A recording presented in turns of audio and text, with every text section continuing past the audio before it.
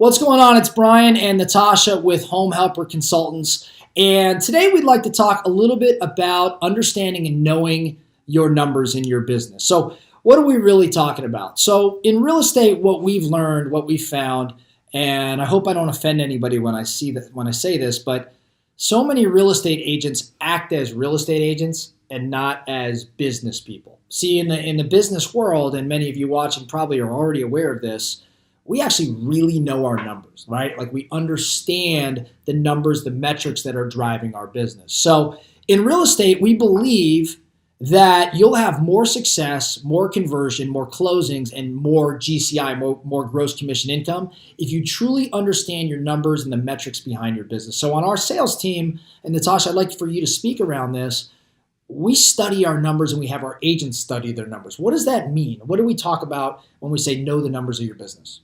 So we start with how many minutes you spend on the phone or doing your prospecting. We go to how many people that you have contacted through those efforts. How many of those contacts are added to the database as nurtures or people that you're going to keep in touch with.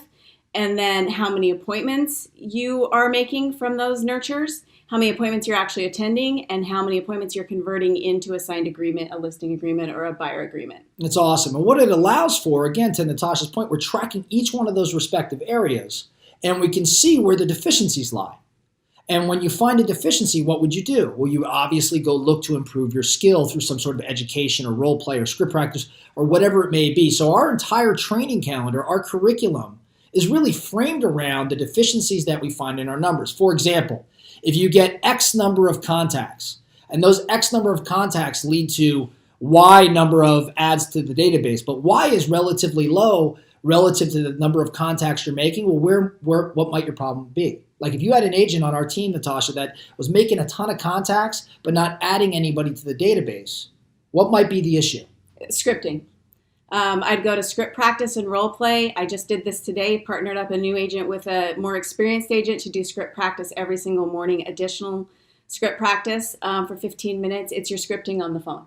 And let's say you had a number of appointments you were setting, but you weren't listing any sellers or listing any buyers. What might be the deficiency or the issue there? Again, it's around scripting, but this time it's around your listing presentation and your closing abilities. Absolutely right. And sometimes, though, as crazy as it may sound, while it's almost always your listing presentation or your closing, your abilities at the table, sometimes we find, though, that the appointments we may be setting are incredibly weak, right? So we weren't necessarily set up for success. So the default answer is usually something around the presentation itself, but maybe, and I think you've done this a number of times in the past with some of our agents, maybe they're setting relatively poor quality appointments too, which again is probably a scripting issue, but a different conversation or different script.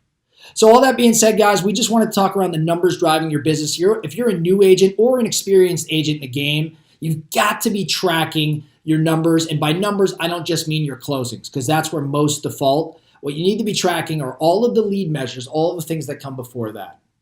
Reach out to us if you have any questions. Brian at homehelperconsultants.com, Natasha at homehelperconsultants.com. We'd love to connect and help out in any way that we can. Thanks a lot.